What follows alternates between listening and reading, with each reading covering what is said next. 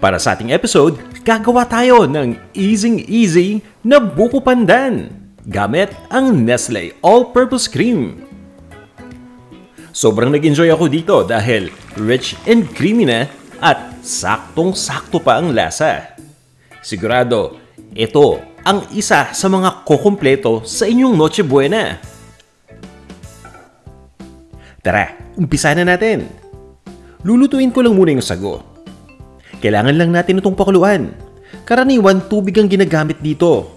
Pero sa pagkakataon na to, para mas maging malasa din, gumamit ako ng buko juice. Naglagay lang ako ng asukal. At once na kumulo na nga mabuti yung aking buko juice, ay nilagay ko na yung sago. Ang gamit ko dito ay yung maliliit na variety. At iba-iba pa yung kulay niyan. Para maiba naman. Pagkalagay ng lahat ng sago, haluin nyo lang muna sandali. At i-adjust nyo lang yung init. Hinaan nyo lang. At ituloy nyo lang yung pagpapakulo dito sa sago ng 15 minutes. After 15 minutes, takpan nyo lang yung lutuan, patayin nyo yung apoy at pabayaan nyo lang yung natirang init o yung tinatawag na residual heat ang magtuloy na magluto dito sa sago. At pagkatapos ay i-separate lang natin ito sa liquid. Gumamit lang tayo dito ng kitchen sieve o ng salaan.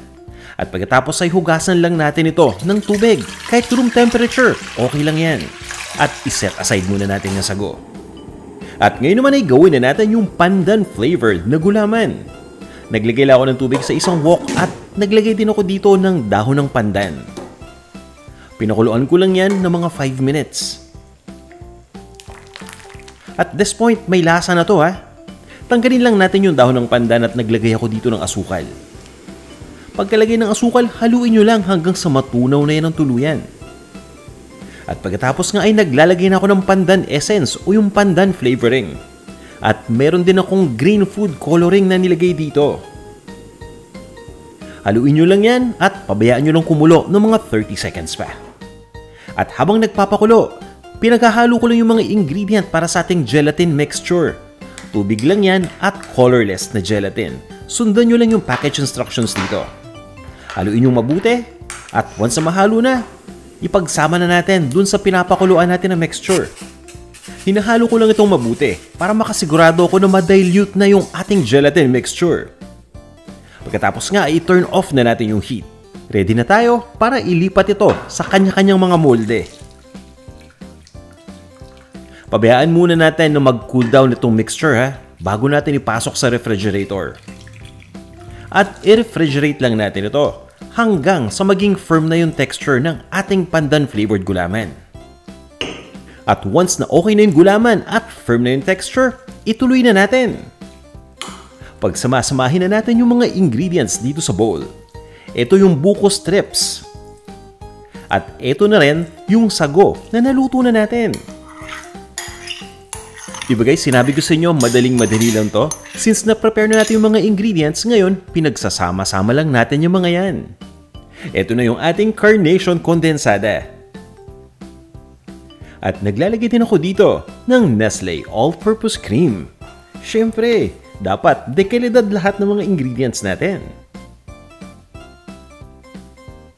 At pagkatapos nga, ay hinahalo ko lang na mabuti itong mga sangkap na to. Fino-fold ko lang muna yan dahan-dahan. And at this point guys yung ating gulaman ready na yun. Kaya naman hinihiwa ko lang yun into serving pieces. At pagkatapos nga ihahalo na natin dito sa ating mixture.